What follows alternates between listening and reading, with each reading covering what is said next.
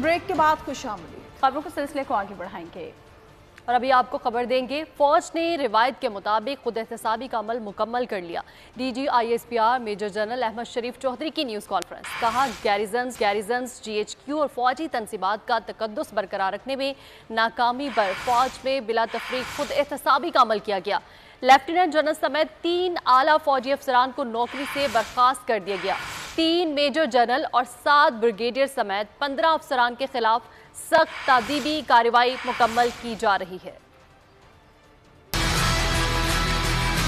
फौज ने अपनी रवायात के मुताबिक खुद एहतसाबी अमल के मरहले को मुकम्मल कर लिया। 9 मई को मुतअद्दिद गैरिजन्स में जो पुरतशद्दुद वाक़यात हुए उस पर 2 इदारा जाती जामे इंक्वायरीज की गयी, जिनकी सदारत मेजर जनरल्स के ओहदे के अफसरान ने की। जो मुतल्लिका ज़िम्मेदारान गैरिजन्स, फौजी तनसीबात, GHQ और जिना हाउस की सिक्योरिटी और तकद्दुस को बरकरार रखने में नाकाम हुए, उन ज़िम्मेदारान के खिलाफ तादीबी कार्रवाई अमल में लाई गई हैं। 3 अफसरान बाशमूल एक लेफ्टिनेंट जनरल के ओहदे के अफसर को नौकरी से बर्खास्त कर दिया गया है। 15 अफसरान बाशमूल 3 मेजर जनरल्स और 7 ब्रिगेडियर्स के ओहदे के अफसरान के खिलाफ सख्त तादीबी कार्रवाई मुकम्मल की जा चुकी है। इन सजाओं से ये अंदाजा होगा कि फौज के अंदर खुद एहतसाबी का अमल बगैर किसी तफरीक के मुकम्मल किया जाता है। इस वक्त एक रिटायर्ड 4 स्टार जनरल की नवासी, एक रिटायर्ड 4 स्टार जनरल का दामाद,